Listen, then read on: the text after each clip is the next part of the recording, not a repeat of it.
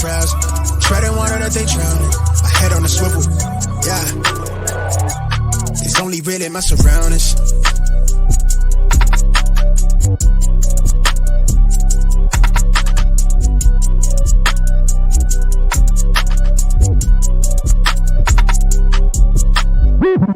Hello and welcome to episode 246 of the Smash Accept podcast. I'm your host, Michael Royer. You can find me on Twitter at DynastyDadFF. We got a great show planned for you tonight. We're going to talk about players that are going to bounce back in 2024. You know, they might have had a down year in 2023, boomed in the past in 2020, 2021, 2022, but now they're going to, reemerge out of the ashes, and take you to fantasy glory. Snoog, I got my daughter's rose gold beats on today. I'm ready for a banging show. Snoog, how you doing today, brother?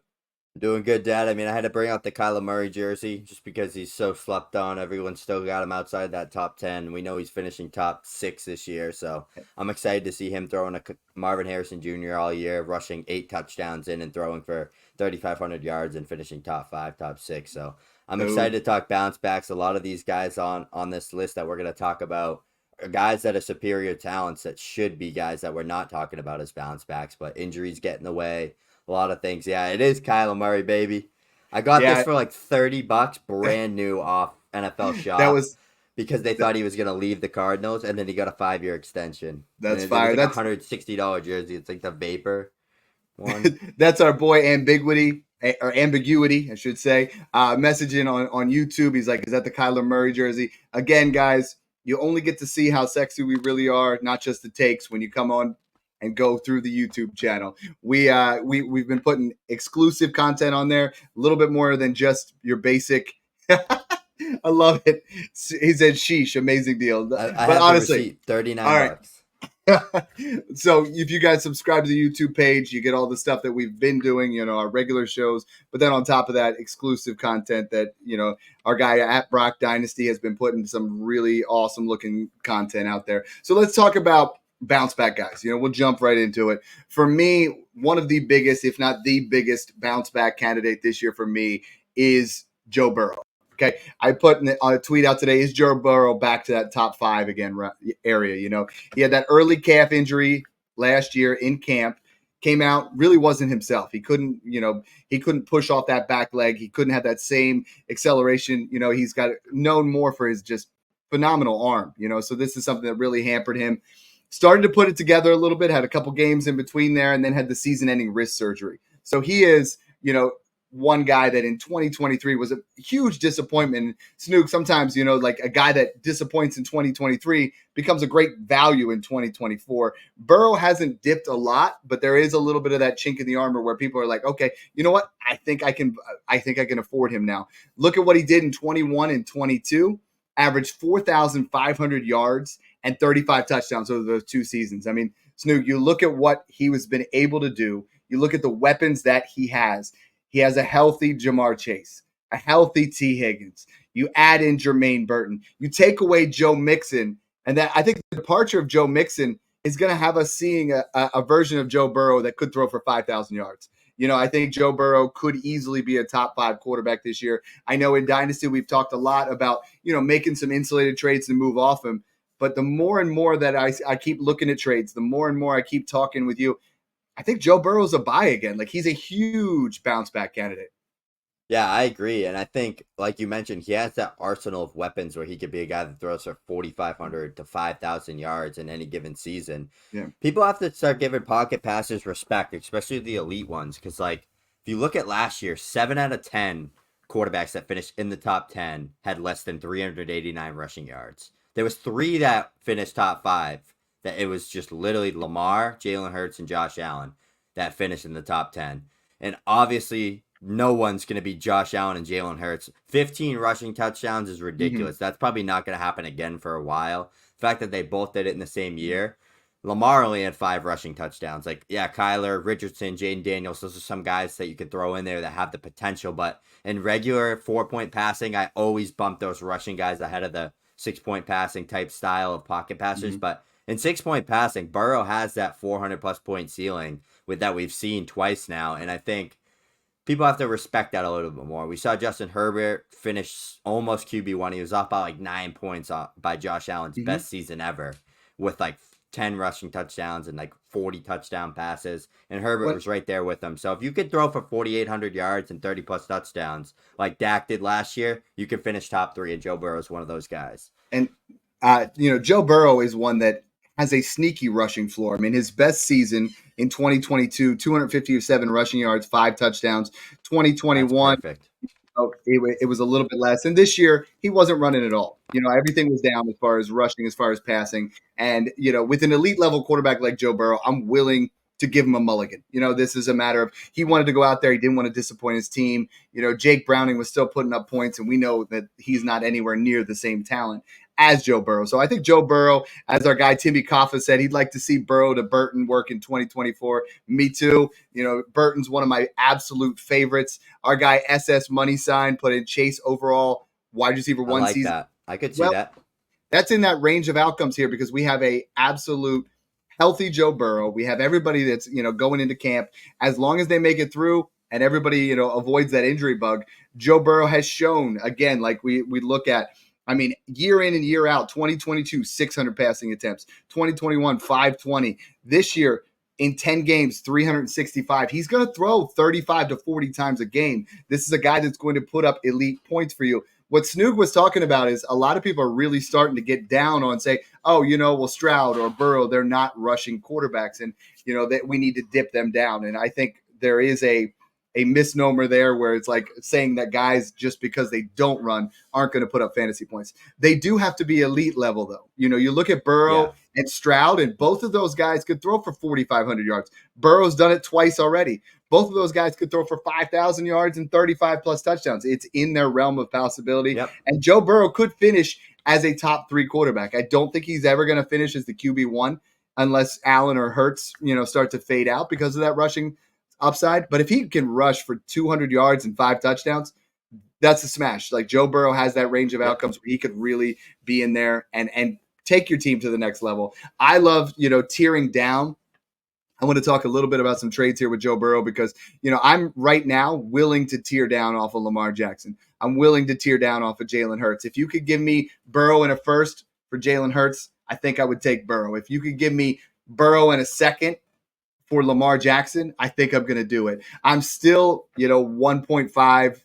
It's got to be an early first for me to move from Mahomes or Josh Allen down to Joe Burrow. But I think I'm ready to tear down that way. I think I'm okay with that. I'm also all right. If I want Joe Burrow, I'm okay taking, and I know you're not going to love the first one, but I'm okay throwing a mid to late second on top of Justin Herbert, and I think it's going to cost you a little bit more, but in some leagues you might be able to get that done. Even though, a late first seems a little bit of a stretch for me. That's probably the market right now.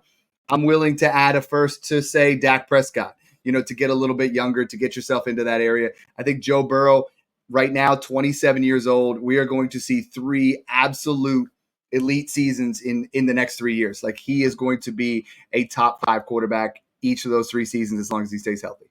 Exactly. And anyone doubting a pocket passer that's that caliber of a Stroud, a Herbert, a Joe Burrow, Dak Prescott, go look at Matt Stafford, go look at Matt Ryan, go look at Drew Brees, go look at all these guys, all these elite level pocket passers, and just look at their career finishes over a stretch of time. Matt Ryan's career stretch was just all in the green if you look on Sleeper. Same with Stafford, unless they were injured. They're consistently going to be top 10 finishers. That matters. Like, would you rather, I know everyone says like, oh, I don't care about 5 years out. I'm not going to be playing in fantasy football then. I thought the same thing, and I'm in leagues that are 6 years old. I'm in multiple leagues that are 5 and 6 years old already. Right. Where Dak Prescott has been outscoring like a Lamar Jackson and stuff on every other year. He's not going to every year, but he will outscore him. And that's the difference right there for you. So anyways, jumping into our next guy here. Keeping it on. Hold on 1 second. Couple more here. Scarface said, another guy from the Discord, if you guys are not in the Patreon Discord, Scarface is in there every day. Every trade he's throwing out there a Scarface GIF. He said Burrow Chase #1 stack. I love, the activity that we have inside that group right now. Some other guys that are chiming in from there. Would you tear off Hurts to Burrow in a random first and 4-point passing still? I think that's probably the line. I think I would if it was random and it had the chance to be, mid or better. Last one, we have in here, and I even love the other side. Theo Darling says no one's paying an early first in Burrow for Allen or Mahomes, and I mean, Snook, if you're looking at that area, would you be willing to pay that? I mean, that's, next year's class doesn't have a quarterback. Burrow's kind of that in between, right? He's like right off there. I think if I'm in a 4-point passing and I'm really trying to push all in, I have no problem paying up for Allen or Mahomes, just because you're getting that. There's never been a dip. I don't think we're going to see a dip where Joe Burrow had that dip. There is still that possibility where if Joe Burrow gets another injury season here, now all of a sudden he's getting labeled injury prone, and there are a little bit more risk to his game than Mahomes or Allen. So tied in with Joe Burrow, we talked about Jamar Chase. We talked about Jermaine Burton. There's another bounce back guy here who I think could absolutely smash in 2024. Yeah, it's T. Higgins, and I'll tell you why in literally under a minute. Last year, despite playing with Jake Browning for 9 games, he was pacing his third 1,000-yard season straight. Probably 8 to 9-ish touchdowns, we could say, because he had 5 in like 11 and a half games. And he had some monstrous games, like that game against Minnesota where he just absolutely carried. Mm-hmm. T. Higgins is very talented. It's just if he can put it all together, stay healthy on the field.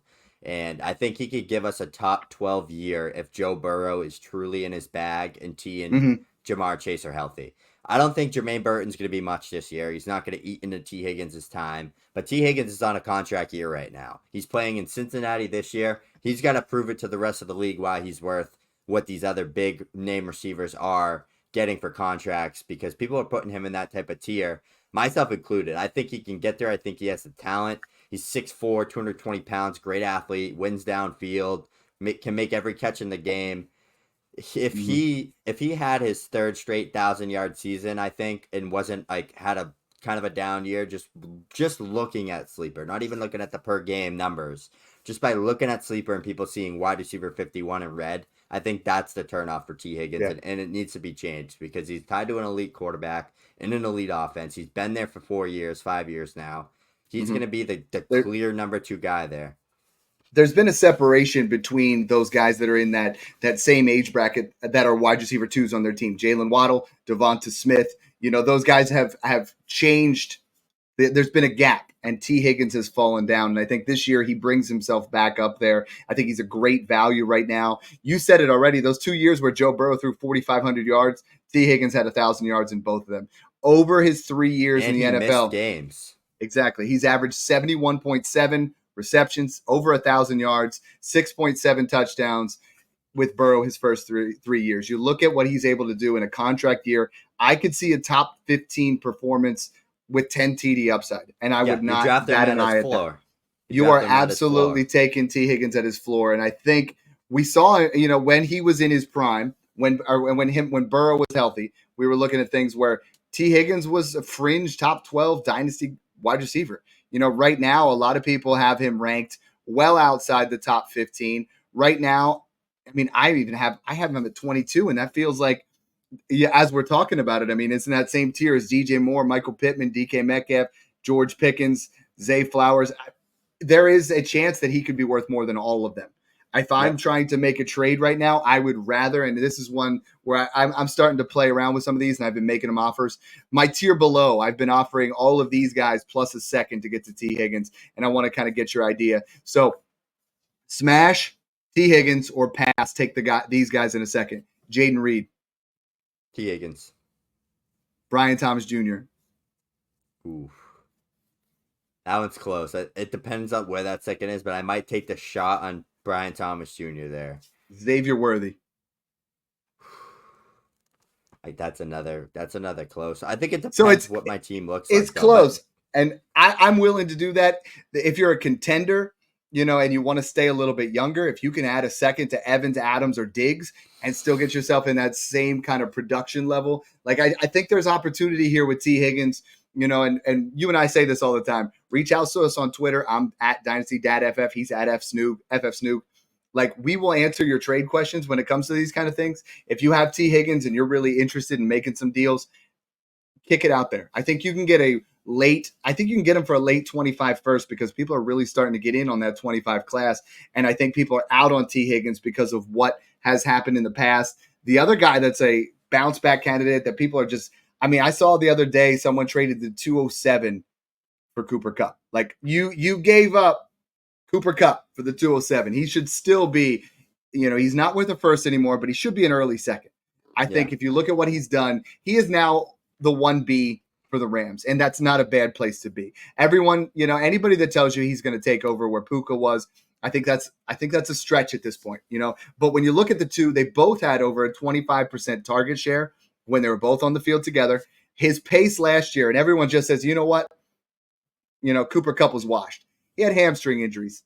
Could they linger? Yes. Is that something that can happen again? Yes. But he was on pace for 84 receptions, 1,044 yards, 7 touchdowns. That's not Cooper Kupp type numbers, but I think if he's healthy, if he's right, I'm willing to pay anything in that early second range. I'm willing to tear off.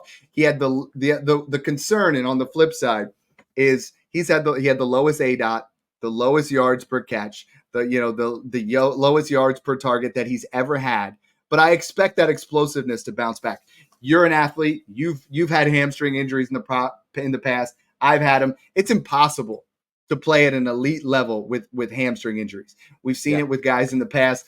If Cooper Kupp can stay injury-free through camp, I think he has a real chance to again be a top 12 to 15 wide receiver. Both him and Puka can both do it with Matthew Stafford. And I'm starting to really come all in. Yeah. It's funny you mentioned that. I'm so happy you brought up Cooper Kupp because it's more than that, right? It's all the veteran wideouts. It's all the veteran running backs. Yeah. We've said it time and time again. If I sat here and tried to tell you who's going to fall off next year, I'd be lying straight to your face. We don't know. So buy all of them. That's the correct answer. Everyone tries to get cute and say, buy this one, sell this guy. Just buy them all. Stack them up. Start selling. Yeah. Smash Accept, mandatory Mixon t-shirts, all these guys. I mean, we say it every episode. Mixon, Kamara, Evans, Amari Adams, Cooper. They're all just way too cheap, They're Hall of Fame caliber talents. It's and that part buy them until they suck. And they all played really well. Cooper Kupp is the guy that I think has a huge bounce back opportunity here where I think right now, Snoog, I'm not going to lie. I mean, I've done it in some of my leagues. I've seen people do it. You could give up Evans in a third and get Kupp in a second, and I think there is a good chance that Cooper Kupp scores more points than Mike Evans in 2024.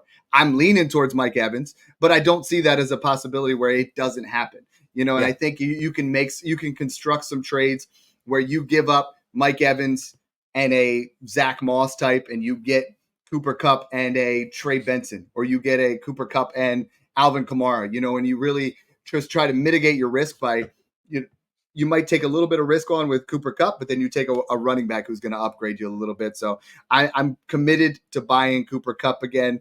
I know you guys are going to send me every single trade offer when it comes to him, but I think I'm all in on Cooper Kupp for 2024. Yeah, and we'll keep things on brand here with the wide receiver position. I know it feels weird to call this guy a bounce back, but for what he had for hype and what he was expected, I'm going with Garrett Wilson here. I mean, he was 5 receptions short of 1,000 or 100 receptions last year with, who even was the quarterback there? Zach Wilson, all these absolute just jokes of a quarterback. Yeah, Trevor Siemian in there for a little bit. Yeah, it was ugly. It's there is maybe 4 wideouts in the NFL that would be 1,000-yard receivers with those type of quarterbacks, and Garrett Wilson's one of them. And that's why you should be buying him, and you should be buying into him, especially redraft because he's cheaper. But back-to-back 1,000 yards with the Jets trio or whatever of quarterbacks that have been just absolutely horrendous. He's had 4 touchdowns and 3 touchdowns in back-to-back seasons. Yeah. Despite going for 1,000 yards and 147, 168 targets. And he's in the top 5 in red zone opportunities. His red zone targets were top 5. It's just they were trash targets. You know what I mean? So, a lot of people have said, Snoog, what if they get Devontae Adams? Okay, they already got Mike Williams in there. It's going to open things up. It doesn't matter. I think Garrett Wilson is going to smash. I've been getting him in every single startup right now because there is a real possibility that he, after 2 years, no one has had the amount of yardage, the targets, the way that he's played over the last couple of years that isn't in that elite level tier. And I think if anybody's going to do it, it's Marv or it's Garrett that's going to join that CeeDee Lamb, that, Jamar Chase, Justin Jefferson area. Because Snook, if he puts up 1,500 yards and 10 touchdowns, which I think Garrett Wilson has wide receiver 1 overall upside in 2024. With Aaron Rodgers healthy. With Aaron Rodgers. If he puts up 1,510, he's in that tier. No doubt. He's young enough. He's elite enough. He's athletic enough. And that's the problem with Chris Olave is Chris Olave is never going to get there. You know, he's not in that area where athletically he's never going to be in the same realm as Garrett Wilson, but he's going to be a nice, solid wide receiver too. And this is where I've been telling everybody to try to trade Garrett Wilson or try to trade Chris Olave in a second for Garrett Wilson or Garrett Wilson in a second for Chris Olave in a first, because he is going to just blow up the scene this year. We wanted it last year. We had no quarterback play. If Rodgers stays healthy, we are seeing a top 5 guaranteed season. I think he flirts with wide receiver 1 overall. You know, and because Mike Williams, what's he going to play? 6 games? You know, he's always injured. Malachi Corley over there. He stretches the field. He'll be a helper. And then Garrett. The thing that people forget is Aaron Rodgers is great with play action pass. Breece Hall is arguably the best running back in the league outside of Christian McCaffrey. So that's just going to open up even more doors. That's what I love looking at.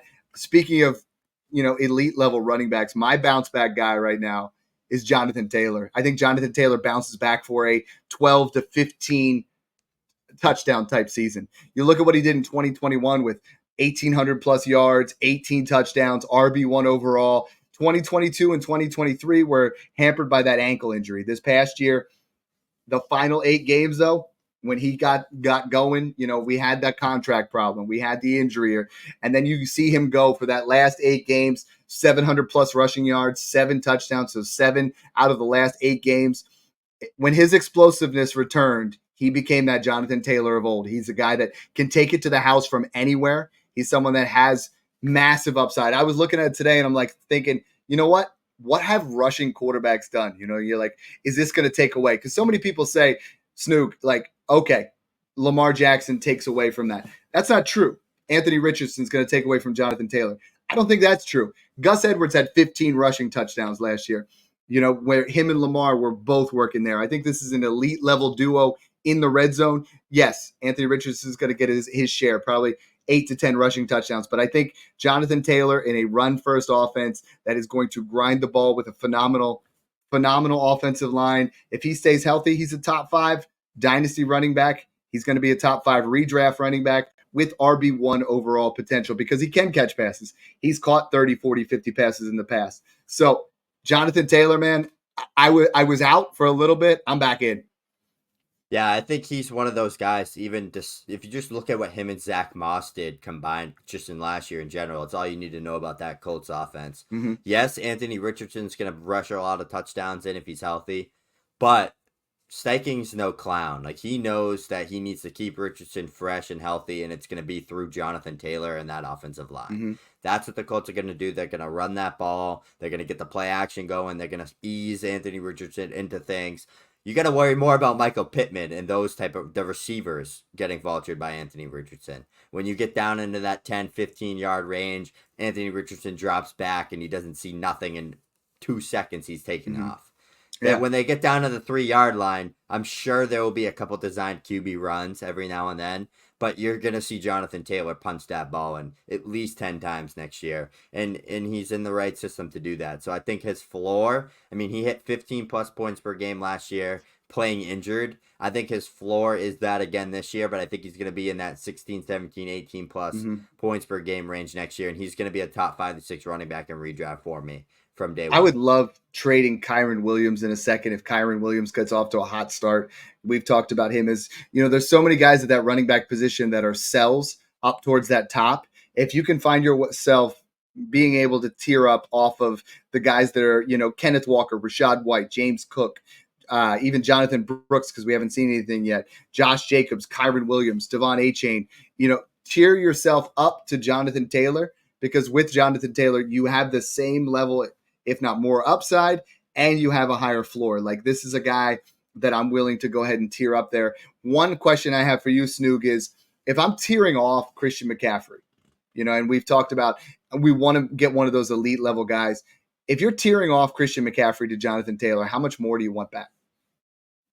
Would you do it for Jonathan Taylor in an early second? Yeah. I don't think you're getting a first. But if I could get an early second, or if I could get, you know, say Jonathan Taylor and Isaiah Pacheco, maybe, or Isaiah Pacheco even, or a Derrick Henry, or, you know, a guy that I think is going to smash in that area and get 2 running backs, I think I would do it, because I think our time of Christian McCaffrey We've been living on borrowed time. I love him. I think he's phenomenal running back. He's on the Madden cover, which sucks. But if I can tear off and get Jonathan Taylor plus, I think I'm willing to do that at this stage in the game. You are up, my man. Yeah, I'm going to go with on brand with what I've been talking about. I'm going to go with wide receiver again. This is a wide receiver that is arguably going to play with the best quarterback he's ever played with in his career. And that's crazy to say just based off what this quarterback did last year. But it's Deontay Johnson going to the Carolina Panthers with Bryce Young. I've said it a few times on Twitter. He's literally Adam Thielen with juice still. He's that natural separator, that guy that eats up zone. He can beat man. He's that elite route runner, good separator. He's got speed. He can win downfield. He played with the ghost noodle arm of Big Ben, who couldn't throw the ball 20-plus yards. Then he played with Kenny Pickett, Mitch Trubisky, and Mason Rudolph. Like, Bryce Young is better than all four of those guys, even if you think Bryce Young's a bust and he stinks.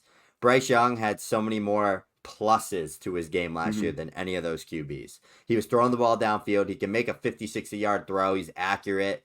The Panthers have done a ton of things there in Carolina. They brought in Canales. They brought in weapons. They brought in offensive line.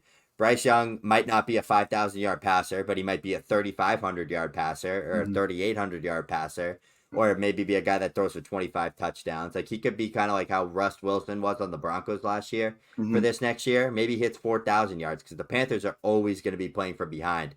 Deontay Johnson had 3 straight seasons with 145-plus targets. And in one of those, he caught 0 touchdowns. Like, he is going to be a guy that I think is probably like close to 85 to 100 receptions, has maybe 1,000 yards, and has like 6 to 7 touchdowns. He's not going to finish top 5, but I think he could be a top 15 finisher if Bryce Young puts it all together and Deontay Johnson is the guy that unlocks him. He is going right now, Snoog, in redraft as wide receiver it's crazy. 41. He was my wide receiver 6 into the Scott Fish Bowl. You look at what he did. He was coming off his best year ever in yards per route run and PFF grade with Kenny Pickett as quarterback. You know, like the ghost of Adam Thielen was, depending on what your league format is, was between wide receiver 18 and wide receiver 22. He pays top 20 again. You will see Deontay Johnson as a top 24 wide receiver. You can book it, and you're going to get him at the cost of wide receiver 41 in redraft, or you're going to get him at the cost of a mid-second to an early second. If I have the opportunity to, give up Xavier Legette, Ricky Purcell, Adonai Mitchell, if I can give up one of those guys and get Deontay Johnson on a contender, I'm in, because this is someone he's only 27. It's not like he's washed. We could see 2 to 3 years of really high-end wide receiver 2 production from Deontay Johnson if Bryce Young hits. That's the one. It reminds me a lot of Brandon Cooks, just always undervalued and always outperforms ADP. And Dad, you talk about it time and time again. You're not going to hit the home run every time. Take the little wins. That's what adds up. Like, you're getting a guy that's at the wide receiver 44 spot that's going to finish top 20, top 24. Right.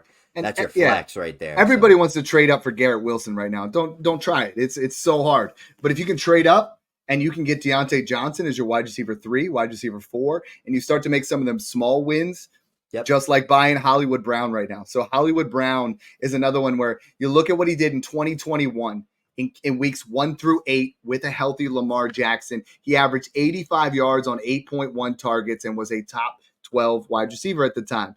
That was with a healthy Lamar. Lamar goes down to injury. He fades out. Hollywood still goes over 1,000 yards, but that was weeks 1 through 8, he was killing it. Then he just kind of tapered off in more in that 40, 50-yard range. In 2022, now he goes over to Arizona in weeks 1 through 6, 80.8 yards, 10 targets per game, pacing out at wide receiver 5 before Kyler Murray gets injured. Now Kyler Murray gets injured, he disappears. 2023, Kyler Murray's not there. Hollywood has what we're going to give him as a mulligan. Now you get Patrick Mahomes. I think this is the season where we see Hollywood Brown bounce back into that wide receiver 2 value. He has 12 to 1,500 yard potential in this offense, depending on what Rashee Rice's suspension is. But I think this is the best wide receiver we've seen in Kansas City since Tyreek Hill. I think he's going to absolutely excel in this offense. And everything I see on Twitter, everything I see at camp, everything I see when they're going outside of the NFL to go hang out, Hollywood Brown is with Patrick Mahomes. Hollywood Brown wants to get back to where he was viewed at Snook, the crazy thing, I was pulling this up, and Hollywood Brown's ADP or his wide receiver rank over the years, it baffles me where it's at right now. Let me pull this up real quick because I was looking at, okay, so in 2021 when he blew up with Lamar Jackson, he was the wide receiver 54 coming off the end of that injury, right? Like, because we started to taper off. Then in 2022, he went all the way up in July to wide receiver 21, right? With Kyler Murray. People were getting hyped again. Now he goes to Patrick Mahomes. He goes down in value to wide receiver 44. Make it make sense. In the offseason, he was wide receiver 35. Now he's wide receiver 44. So you're going to knock a guy down 9 spots for joining Patrick Mahomes? I'm in. I didn't want to be in. I didn't need to be in. But now you draw me back, man. Mahomes is going to have one of those crazy years again now that he has potentially Rice, Worthy, and Hollywood. Like, that's just crazy. Like, that's insane. Mahomes through the roof. I mean, yeah, Hollywood is very, very solid. I think he's going to be a guy that just outperforms ADP. If he plays a full 17 games, he's definitely finishing in that top 25, top 30 100%. range. No doubt. No doubt. And those are two guys there. Those are two guys that are just cheap. You're buying at their floor. I mean, right now he's wide receiver 44 in redraft. Doesn't make sense. I'm going to go with the third wide receiver in a row. That is dirt cheap. That is just going in the same bucket as these guys. Wide receiver 64 on Keep Trade Cut. DeAndre Hopkins. This is a future Hall of Famer. Wide receiver 22 finished last year. There's a chance if Will Levis puts it together that we see another top 10, top 15 D-Hop season, I think. Is a hot take. But he put up 137 targets, 1,000 yards, and 7 touchdowns last year. And Will Levis only played in 9 games. When Will Levis was there, he was absolutely feeding DeAndre Hopkins. He's the superior wide receiver to Calvin Ridley. He's better. He's going to get 1,000 yards. He's just going to pay off at ADP. I'm not saying he's going to finish top 10, top 15, but like he's that type of talent where he could be like Mike Evans again, where like Mike Evans just has this insane year out of nowhere, or Adams has that crazy year again. Like that's what D-Hop could be, because he's very, very fundamentally sounded. He doesn't rely on athleticism to be good. He's a guy that's going to be good till he's 33, 34, 35 years old. Wide receiver 22 last year with Will Levis is like a rookie starting 9 games, and you had Tannehill in there. I think that if Will Levis starts 17 games and just, even if the Titans stink and they're throwing the ball friggin' 30, 40, 50 times a game, D-Hop is going to be the number one guy here, and I think he could have a really good year and definitely pay off at ADP. Like wide receiver 64, like what the heck is that? That's like behind like Jacoby Myers and stuff. So it's like, I don't know. The market doesn't make sense to me, but that's why we take advantage, and that's when we start buying, is when the market doesn't make sense, because we make the market make sense. So that in that same mold, and I was going to say Christian Kirk, but I didn't want you to get mad at me. So Christian Kirk is a low-key bounce back. You know who's not on my list that really is Chris Godwin. Chris Godwin now is going to, Canal is, as much as he did for Rachaad White and Baker Mayfield and Mike Evans, just didn't get it done for Chris Godwin. He was not playing in the slot. When he plays in the slot, he's a different wide receiver. They've already said that they're going to move him back there into that slot mentality. He's someone going off the board right now at wide receiver 36. In Dynasty, he's only 27 years old, and I think he could really, get an uptick in some value here.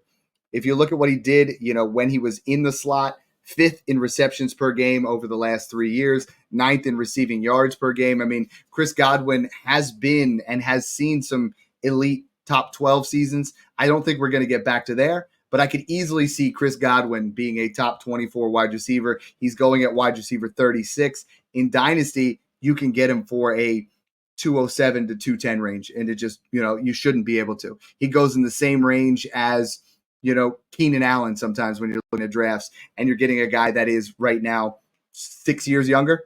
So wide receiver 33 in Dynasty, wide receiver 36 in redraft. Chris Godwin is going to beat his ADP for sure. Yeah, I like that one. That's a good one, because he's another guy, had another 1,000-yard season. He thrives in the slot. Like, he's got the sticky hands. He's smart at beating zone. He's the guy like that. Like, that's exactly what Jalen Polk is like. He's like not super flashy, not pretty, fundamentally sound, good hands, does the dirty work, just like how Puka does. Like, that's the type of receivers that you want to look for to play out of the slot and make plays out of there, and that's what Chris Godwin belongs. But I'm going to go with a different position finally. I'm going to go with Mark Andrews, Ravens tight end, obviously. All right. That's me too. Yeah, I like it. He has true double-digit touchdown upside there with Lamar Jackson. Like when they get down into the red zone, if they're not running the ball, it's going to Mark Andrews. And that's how it's been since Mark Andrews has been on the Ravens since 2018. He's had the tight end 1 overall season just 3 years ago, 350 points in tight end premium. Then he had a tight end 4 season where he missed 2 games just this past year, not this last year, but the past year before that. And then last year, he was really good when he was playing. And then he got hurt. So he's tight end 4 before he went down. Yep, he's coming off that injury. He had 6 touchdowns in like 9 games. Like, come on. That's crazy. Lamar Jackson, when it's time to throw the football and Zay Flowers isn't there in that red zone because it's just you're looking for that big body tight end that gets open against linebackers, it's going to be Mark Andrews. And I think you can get him. He's just like Kittle for me. Like, why spend all this money and time and value on Sam Laporta when I could get George Kittle in an early first or Mark Andrews in an early first? You can still get Andrews in the first. And Andrews, since 2020, is right now, if you look at it, he's second in touchdowns, only behind Kelsey, third in targets, only behind Kelsey and Hawkinson. He's been peppered over the last several years. Old.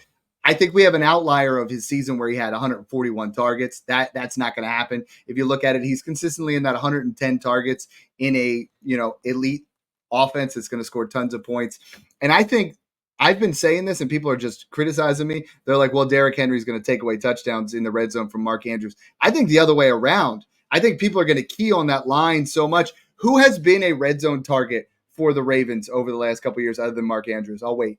There's no one, like Zay Flowers is not that guy. Devin Duvernay was not that guy. Yeah, like it's Lamar, it's been Mark Andrews, and it's been whatever the running back is. Now that Derrick Henry's there, they're going to beef up that offensive line. I think we're going to see at least 1 to 2 touchdowns from Derrick Henry throwing to Mark Andrews. I'm excited to see that. I think Mark Andrews has tight end 1 upside for 2024, and he's only 28 years old. Great bounce back. Him and Kyle Pitts are due for a bounce back. I think Kyle Pitts, 1,000 yards year 1, and then only 1,023 yards the next 2 seasons. Everyone's like, Dad, stop making excuses for him. But this is it. Like, this is make or break on Kyle Pitts. The potential of him busting is already in the cost right now. Like, you're not paying crazy money for Kyle Pitts anymore. Now he's obtainable. I would rather get him now and buy him at that, 108 to 110 price, then wait till he blows up, because I think it's going to happen. I'm almost willing to bet for certainty that both Drake London and Kyle Pitts are over 1,000 yards this year. And if he goes over 1,000 yards again, he's going to go into that top tier of those other 4 or 5 guys, because we're going to forget about those 2 years. We're going to be like, oh, okay, that was the quarterback play in the coaching staff. They're not there anymore. Kyle Pitts should smash. So that's 12 guys we gave you to absolutely smash their ADP that are going to bounce back. I mean, there's tons of other opportunities and guys there. You look at, Nick Chubb, Austin Eckler. Deshaun Watson. I love Austin Eckler in there. Deshaun Watson, Daniel Jones. I said Christian Kirk and he got mad at me. Tony Pollard, Ramondre Stevenson. There's a lot of guys that could bounce back. And Snoog, the biggest thing in Dynasty is when people have that down year, they become so cheap. It's like, when I first started playing Dynasty in like 2014, you're like, okay, Matt Forte had a down year. He'll be back next year. But now, guys, it's what have you done for me lately, where it's like, oh, well, Cooper Kupp's trash because he was bad last year. T. Higgins, forget about him. He was injured. Deshaun Watson, who's been impressive at camp, he's still QB 21. Stop. Let's make sure we do that, So I got a message on here, and I'm glad you did it. Ambiguity says, hey, have you guys considered doing videos and roster reviews for people? We just did 2 of them this week. We have just so much fun doing them. Those guys, we're going to release one of those podcasts later next week. But what we've been doing is we're just doing, we'll do your roster review. If you just say, hey, Dad, Snoop, come on here. Let's chat it up and let's go over your rosters. And we'll tell you what's good, what's bad, what we would do, how we would handle it. We've been doing league reviews. Snoog and I did 2 of them yesterday. It was so much fun. We had guys jump on here, and we literally just went over the entire league, top to bottom. And we'll do it however you want. But one guy was like, here's a script. This is what we're going to do. The other guy just said, go team by team, suggest some trades. Snoog, I talked to those guys both, and they're like, those podcasts were fire. our entire league is buzzed up. They're all talking about trades. They're all talking about, you know, some of the teams, we roasted them. Some of the teams we were like dumbfounded on how awesome they were. So we gave them praise. They're reinvigorated in their leagues. They're talking trash. They're making trades based off what we were suggesting. And, you know, like Snoog and I just love taking that time and, you know, you guys, the fans, you guys, the listeners, just getting to have that personal time. You know, we love having that aspect of it. That's why the Discord's been so much fun for us, because we get to talk to you guys on a daily basis. But that's like an above and beyond thing. If you guys are interested in that, reach out to either our DMs. We'll make some time for you guys, because it's just fun, you know. And it's you pitch in a couple bucks per person for the whole league, and we'll just make an entire show for you. Exactly, and I would go through every single DM that I got on Twitter and take all the time in the world to help every single one of you if I really could, but it's just not possible with the time and how much time I have in a day and like what I need to do. Like I got to do stuff for this real work and stuff. So the Discord, real work gets in the way. Yeah, it does. The Discord is where you want to be to get access to both of us, and just I just put all the time and effort into the people that support us through the Discord. So that's kind of where I am all hours of the day when I'm not really working. So that's kind of where you guys can go and support us, get our rankings. I'm adding in a whole redraft section there, tons of stuff there, rankings, all that good stuff. So check out the Discord. It's in both of our bios and our links. And I know we bring that up, but it's like something that we believe in. It's been money back guarantee, 320 people in there. We have not given out one refund because no one's asked. You know, they are all been very thrilled with what's been in there. Now we'll have redraft content in there. We're going to have, you know, a lot of you guys, one of the aspects we're going to have is start sits. You know, that we're coming up on that time, Snoog, where, you know, some of the aspects, depending on what tier you sign up, I'm giving guys my cell phone number. Like, shoot me a breeze. You know, like, hey, you want to know if you should start this guy or that guy? I got you covered. Let's do it. You know, so we're excited. We're really thrilled with what's been going on at Smash Accept. We want you guys to be as happy as we are with those things. So come on in and join us. Thanks again for tuning in, and enjoy the process. End the stream. Yo.